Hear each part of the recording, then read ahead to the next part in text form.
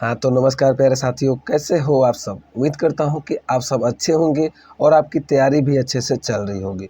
दोस्तों आज की इस वीडियो में हम लोग बात करने वाले हैं हीरोन के सूत्र से त्रिभुज का क्षेत्रफल निकालना। यानी दोस्तों हम आपको इस वीडियो में आज बताने वाले हैं कि हीरोन के सूत्र से त्रिभुज का क्षेत्रफल आप कैसे निकालेंगे। दोस्तों क्लास 9th और क्लास 10th के लिए ये जो हीरोन का सूत्र है बहुत ही इंपॉर्टेंट हो जाता है, क्योंकि दोस्तों ये दोनों क्लास में पूछता है, चाहे क्लास 9th हो चाहे क्लास 10th हो, दोनों क्लास में ये आपको क्वेश्चन पूछता है कि हीरोन के सूत्र से त्रिभुज का क्षेत्रफल निकालें। ठीक है दोस्तों, तो आपको मैं विश्वास दिलाता हूँ कि एकदम आसान तरीके से आपको मैं हीरोन का सूत्र समझाने वाला हूँ और हीरोन के सूत्र से त्रिभुज का मतलब क्षेत्रफल कैसे निकालें वो मैं आपको बताने वाला हूँ। दोस्तों आपको पता होगा एक त्रिभुज का क्षेत्रफल ऐसा भी होता है, जैसे आप कहेंगे कि हीरोन का सूत्र का यूज क्यों होता है। दोस्तों मैं आपको बता दूं, जैसे मान लीजिए एक त्रिभुज है, यहाँ पर मान लीजिए कि चलिए ऐसे हटाइए, मान लीजिए कोई ऐसा एक त्रिभुज है। ठीक है दोस्तों, इसमें एक ऊंचाई का मान दिया रहता है और एक आधार का मान दिया रहता है। क्या दोस्तों, आधार का मान दिया रहता है। ठीक है, तो एक क्षेत्र मतलब एक त्रिभुज का क्षेत्रफल होता है जो हम पहले से पढ़ते आ रहे हैं कि त्रिभुज का क्षेत्रफल जो दोस्तों होता है वो क्या होता है, 1/2 गुने में आधार गुने में ऊंचाई। ये जो है ना दोस्तों हम बहुत पहले से पढ़ते आ रहे हैं, लेकिन दोस्तों ये है ना कब लागू होगा, जब त्रिभुज का कोई ऊंचाई दिया होगा और आधार दिया होगा, तभी ये लागू हो सकता है। अगर त्रिभुज का तीनों भुजाओं का माप दे दे, अगर त्रिभुज के तीनों भुजाओं का माप दे दे और 3 साइड का माप दे दे और आपसे पूछे त्रिभुज का क्षेत्रफल, तो यहाँ पर ये त्रिभुज मतलब ये जो होगा त्रिभुज का क्षेत्रफल गलत हो जाएगा, यानी लागू नहीं होगा। तभी एक वैज्ञानिक आते हैं हीरोन।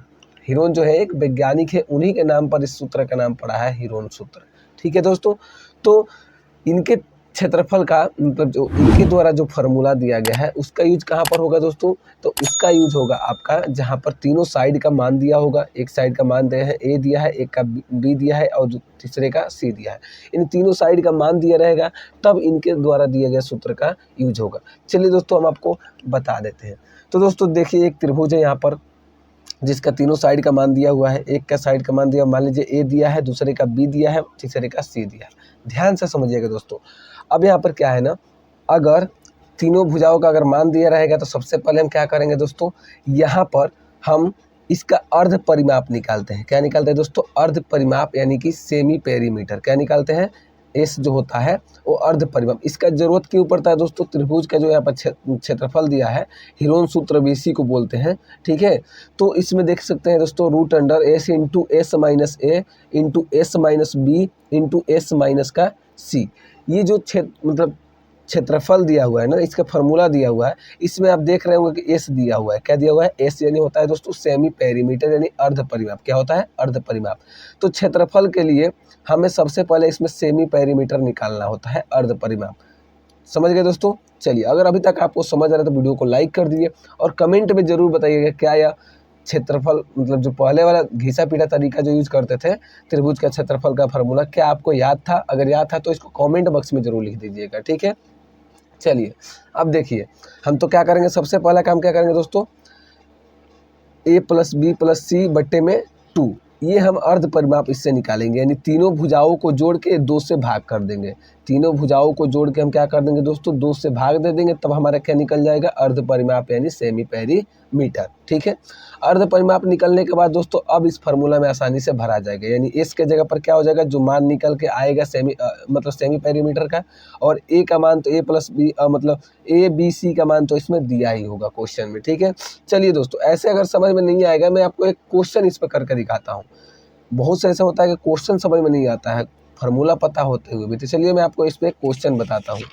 ठीक है दोस्तों, यहाँ पे आपको एक क्वेश्चन दिखाई दे रहा होगा दोस्तों कि क्वेश्चन दिया हुआ है कि 100 सेंटीमीटर, 80 सेंटीमीटर और 60 सेंटीमीटर भुजाओं वाले त्रिभुज का क्षेत्रफल निकालें। अब दोस्तों एक क्वेश्चन खड़ा होता है कि हम कैसे पता करेंगे कि कौन से त्रिभुज का क्षेत्रफल यूज करेंगे कहाँ पर। तो दोस्तों आपको अगर तीनों साइड का मान दिया होगा, तीनों साइड का अगर मान दिया होगा तो समझिएगा कि हमें हीरोन के सूत्र का प्रयोग करना है। अगर आधार और ऊंचाई दिया होगा तो हम 1/2 गुणे आधार गुणे ऊंचाई का यूज करेंगे। समझ में आ गया दोस्तों। तो चलिए हम आपको बताते हैं, ये 100 सेंटीमीटर, 80 सेंटीमीटर और 60 सेंटीमीटर भुजाओं वाले त्रिभुज का क्षेत्रफल निकालेंगे। तो सबसे पहला दोस्तों हम इसमें क्या करेंगे, एक को हम ना ए मान लेंगे और एक को बी मान लेंगे और एक को क्या कर देंगे दोस्तों, सी मान लेंगे। तो दोस्तों जो जो दिया है सबसे पहले हम वो लिख लेते हैं। यहाँ पर लिखेंगे सॉल्यूशन में दोस्तों हम क्या लिखेंगे, दिया गया है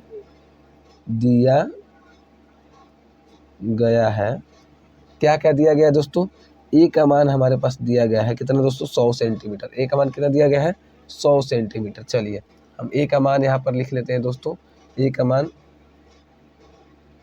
100 सेंटीमीटर। और बी का मान कितना दिया है दोस्तों, बी का मान 80 सेंटीमीटर और सी का मान कितना दिया है दोस्तों, 60 सेंटीमीटर। ठीक है दोस्तों, ये इसमें कोई भी भुजा 100 सेंटीमीटर हो सकता है, 80 सेंटीमीटर हो सकता है, कोई भी 60 सेंटीमीटर हो सकता है। ठीक है दोस्तों, तो चलिए अब मैं आपको बताता हूँ। अब अगला काम क्या करना है दोस्तों, इतना करने के बाद दोस्तों आपको तीनों का आपने मान लिख दिया। अब हमें क्या करना होगा ना, अर्ध परिमाप यानी कि सेमी पेरीमीटर निकालना होगा, यानी एस का मान हमें निकालना होगा, तभी हम इस सूत्र पे इसको रख के बना पाएंगे। तो चलिए हम निकाल लेते हैं दोस्तों। यानी ए का मान कितना दिया हुआ है, 100 दिया हुआ है, चलिए हम 100 लिख लेते हैं। प्लस में बी का मान कितना दिया हुआ है दोस्तों, 80 दिया हुआ है, चलिए। प्लस में सी का मान 60 दिया हुआ है। ठीक है दोस्तों, बट्टे में 2 है, कोई दिक्कत नहीं। चलिए अब क्या करेंगे, इसको जोड़ेंगे तो 100 और 80 हो जाएगा 180, 180 और 60 कितना हो जाएगा दोस्तों, 240 हो जाएगा। कितना हो जाएगा, 240 बट्टे में कितना हो जाएगा, 2 हो जाएगा। ठीक है, अगर इसको आप कटाते हैं तो ये हो जाएगा आपका 2 एकम 2, 2 दूना 4, 0, यानी कि 120 मीटर आपका क्या आ गया दोस्तों, 120 सेंटीमीटर आपका ये आ गया आपका एस का मान, यानी कि सेमी पेरीमीटर 120 सेंटीमीटर हमारा एस का मान आ गया दोस्तों। ठीक है, देखिए दोस्तों अब हमारा जब एस का मान आ गया दोस्तों, अगर आपने एस का मान निकालना सीख लिया तो हमें कमेंट में ज़रूर बताइएगा और कमेंट बॉक्स में थम्स अप जरूर कर दीजिएगा। ठीक है, अब देखिए अब हम क्या करेंगे, इस फार्मूला से अब हम हीरोन के सूत्र जो फार्मूला होता है उससे हम क्या करेंगे दोस्तों, त्रिभुज का क्षेत्रफल निकालेंगे। ठीक है, तो चलिए हम यहाँ पर लिखते हैं बराबर में रूट अंडर क्या करेंगे, एस के जगह पर अब एस का मान रख देंगे, चूंकि एस का मान हमारे पास आ गया है, क्या है 120 इंटू 120, क्योंकि दोस्तों एस का मान दोनों जगह हमारा वही रहेगा, जहाँ जहाँ एस है वहाँ पर 120 भरेंगे। बाकी ए का मान कितना दिया हुआ है, ए का मान 100 दिया हुआ है, माइनस में हम क्या कर देंगे 100 कर देंगे। कोई दिक्कत दोस्तों, नहीं दिक्कत। चलिए फिर यहाँ पर क्या कर देंगे, इंटू में एस का मान तो हमारे पास 120 ही है। ठीक है, चलिए कोई दिक्कत नहीं है, इसको थोड़ा बड़ा कर देते हैं। माइनस में बी का मान दोस्तों कितना है, बी का मान हमारे पास 80 है, चलिए 80 हमने कर दिया। फिर यहाँ पर सी का मान दोस्तों कितना है, मतलब सबसे पहले एस का मान भरेंगे, तो एस का मान हमारे पास 120 ही है और सी का मान दोस्तों यहाँ पर देख सकते हैं 60 है। कोई दिक्कत नहीं, दिक्कत। चलिए अब इसको थोड़ा सा सॉल्व कर लेते हैं। सॉल्व कैसे करेंगे, तो रूट अंडर यहाँ पर लिख देंगे दोस्तों, रूट अंडर 120। अब देखिए यहाँ पर गुना है तो गुना के चिन्ह देंगे, जब कोष्टक हटेगा तो 120 में से 100 गया दोस्तों कितना हो जाएगा, 20 हो जाएगा। फिर यहाँ पर भी गुना में करेंगे, चूंकि यहाँ पे बीच में गुना का चिन्ह छिपा हुआ है, कोष्ट हटेगा तो 120 में से 80 घटेगा दोस्तों कितना हो जाएगा, ये हो जाएगा आपका 40 हो जाएगा। फिर गुना देंगे बीच में, यहाँ पर 120 में से 60 घटेगा कितना हो जाएगा दोस्तों, 60 हो जाएगा। समझ गए दोस्तों। इतना करने के बाद ना दोस्तों आप चाहो तो इसको पूरा को गुना करके और इसका वर्गमूल निकाल सकते हैं, लेकिन वो थोड़ा सा डिफ़िकल्ट तरीका होता है, बड़ा तरीका हो जाता है। मैं आपको आसान तरीका से बताता हूँ। हमें क्या करना होगा ना, चीज़ों को छोटा कर देना होगा। क्या कर देना होगा, चीज़ों को छोटा कर देना होगा, यानी सबको तोड़ देना होगा। कैसे तोड़ेंगे, यानी गुणनखंड निकाल करके। क्या करेंगे, चलिए हम अलग अलग सबका गुणनखंड निकालते हैं। मान लीजिए रफ में कहीं यहाँ पर गुणनखंड निकालते हैं। यहाँ पर सबसे पहले हम निकालते हैं 120 का गुणनखंड, कि 2 से कटेगा 60 हो जाएगा, 2 से कटेगा 30 हो जाएगा, फिर 2 से कटेगा 15 हो जाएगा, फिर 3 से कटेगा दोस्तों 5 हो जाएगा, फिर 5 से कटेगा 1 हो जाएगा। आई होप कि आपको ये आता होगा गुणनखंड करना। ठीक है, तो अब देखिए दोस्तों हम 120 के बदले में क्या लिख सकते हैं, 2 गुने 2 गुने 2 गुने 3 गुने में 5। ऐसा क्यों कर रहा हूँ मैं, आपको अभी समझ में आ जाएगा। देखिए तो हम 120 के बदले लिख देते हैं यहाँ पर 2 गुने में 2 गुने में 2 गुने में 3 गुना में 5, इतना हमने कर दिया। अब देखिए दोस्तों फिर अब 20 का फैक्टर करेंगे। कितना का दोस्तों, हम 20 का फैक्टर कर लेते हैं। चलिए अगर 20 का फैक्टर करेंगे ना दोस्तों तो 2 से कटेगा तो ये हो जाएगा दोस्तों आपका 10 हो जाएगा। ठीक है, कितना हो जाएगा दोस्तों, 10 हो जाएगा। फिर 2 से कटाएंगे तो ये आपका 5 हो जाएगा, फिर 5 से कटाएंगे दोस्तों 1 हो जाएगा। ठीक है, अब देखिए इसके बदले में 20 के बदले हम कितना लिख सकते हैं, 2 गुने में 2 गुने में 5। ठीक है, चलिए हम लिख देते हैं यहाँ पर फिर से 2 गुने में 2 गुने में 5। ये हमने 20 के बदले लिख दिया। अब किसको तोड़ेंगे दोस्तों, 40 को तोड़ेंगे। ठीक है, चलिए हम कहीं यहाँ पर 40 को तोड़ लेते हैं। चलिए 40 को अगर आप तोड़ते हैं दोस्तों तो ये कितना बार में तोड़ेगा, 2 से कटेगा 20 हो जाएगा, फिर 2 से कटेगा 10 हो जाएगा, फिर 2 से कटेगा 5 हो जाएगा, फिर अब कितना से कटेगा दोस्तों, 5 से कटेगा तो कितना हो जाएगा, 1 हो जाएगा।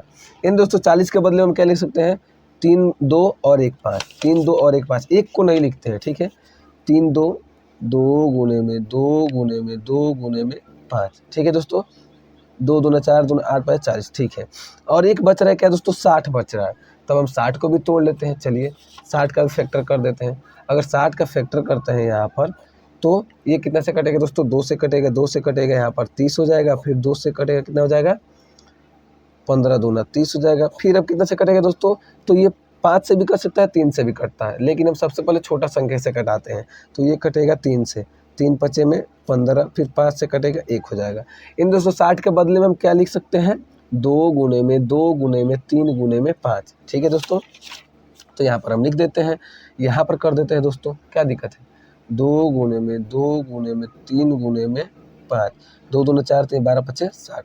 अब देखिए दोस्तों, अब रूट से बाहर निकालने का ना एक तरीका होता है। क्या होता है दोस्तों, आपको पता होना चाहिए, कॉन्सेप्ट है, आपको याद रखना चाहिए। वो क्या होता है रूट से बाहर निकालने का, रूट से बाहर निकालने का एक तरीका आपको पता होना चाहिए कि हम क्या करते हैं ना, जोड़ा बैठाते हैं रूट के अंदर। मतलब 2 के बदले में रूट के अंदर 2 चीज़ होगा ना एक जैसा, उसको हम एक बाहर निकालेंगे। ठीक है, रूट में 2 चीज़ को एक जैसा होगा तो हम उसको बाहर में एक ही निकालेंगे। जैसे जोड़ा बैठाते हैं सबसे पहले, यहाँ पर देखिए 2 और 2 का जोड़ा बैठेगा एगो, तो हम इस 2 को 2 के बदले में ना बाहर क्या लिखेंगे, 1 2 लिखेंगे, यानी 2 गुने कर देंगे। ठीक है, यानी क्या कर देंगे दोस्तों, 2 के बदले हम 1 बाहर निकालेंगे।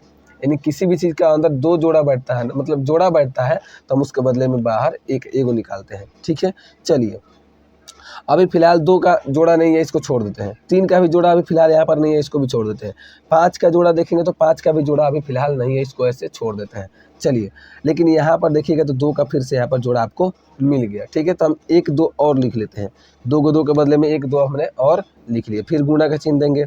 अब देखिए 5 का देखें तो 5 का भी फिलहाल जोड़ा नहीं है, लेकिन यहाँ पर 2 का जोड़ा है, तो फिर हम 2 को 2 के बदले में 1 2 लिख लेते हैं। कोई दिक्कत नहीं, दिक्कत। चलिए यहाँ पे 2 का देखेंगे तो 2 का जोड़ा नहीं है, फिर यहाँ पर 5 का भी जोड़ा नहीं है, लेकिन यहाँ पर देखेंगे तो 2 का जोड़ा है। क्या है दोस्तों, 2 का जोड़ा है, तो हम इन दोनों के बदले 1 2 फिर से लिख लेते हैं। लेकिन यहाँ पर 3 का भी नहीं है, 5 का भी नहीं है। अब क्या करेंगे दोस्तों, अब देखिए, अब देखेंगे फिर से जोड़ा इसमें बैठाते हैं, जो छूटा है सबका जोड़ा बैठाते हैं। ठीक है, जैसे यहाँ पर 1 2 है, यहाँ पर 1 2 है, तो 1 2 और इधर देखते हैं कहाँ है, 1 2 यहाँ पर है, तो इन दोनों के बदले में हम 1 और 2 लिख लेते हैं। ठीक है दोस्तों, पूरा में देखना है कि जोड़ा जो बैठ रहा है उसके बदले में 2 के बदले में 1 को बाहर कर लेना है। ठीक है, फिर 3 देखते हैं, यहाँ पर एक 3 है, फिर इधर कहीं 3 दोस्तों, हाँ यहाँ पर एक 3 है, तो इन दोनों 3 के बदले हम क्या कर लेते हैं, एक 3 बाहर कर लेते हैं। कोई दिक्कत नहीं, दिक्कत। चलिए अब यहाँ पर 5 है, क्या है दोस्तों, 5 है, देखते हैं कोई 5 है क्या, हाँ यहाँ पर 5 है,